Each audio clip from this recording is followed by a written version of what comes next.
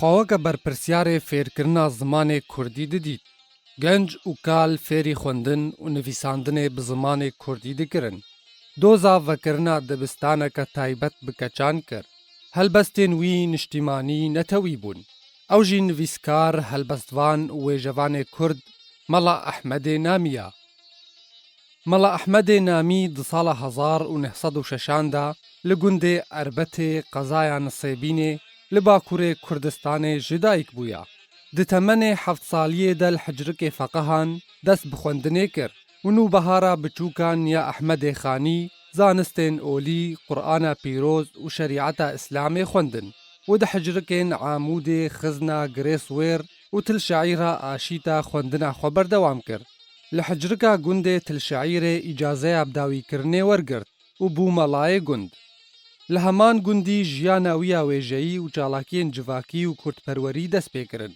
Têkiliya wî bi rewşenbîrên Kurd yên wê demê re pir xurt bûn.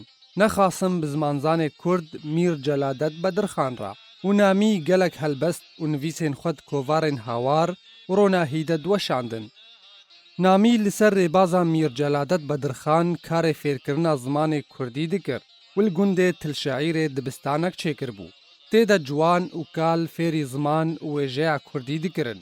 Her wiha bi her awayî şerê kewdeniyê jî dikir û ji dayîk û bavan dixwest ku zarokên xwe rêkin dibistanan.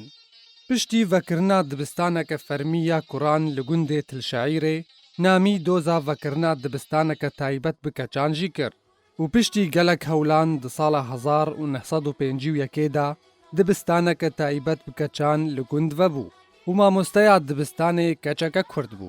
Şagirtên dibistanê her sibih li gel Surûda Niştîmanî ya Sûrî helbesta Mela Ehmedê Namî ya binavê Neşîd û Gaziya Keçan digotin.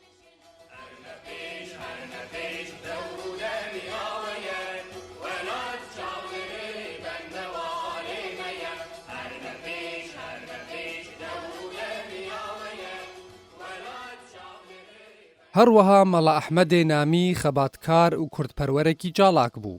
Tevlî komeleya xweyîbûn bûye û tê de bûye berpirs û ji ber xebat û karên xwe gelek caran hatiye zîndan kirin.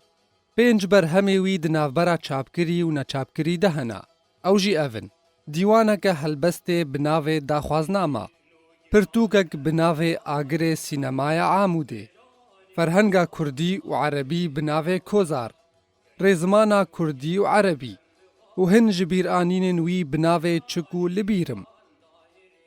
Mela Ehmedê Namî ji sala 1952 ve li bajarê Qamişloyê Rojavayê Kurdistanê dima û piştî nexweşiyeke dirêj di 11 berçileya 1975 da goça xwe ya dawî kir û li goristana Qidûrbeg bi xakê hate spartin.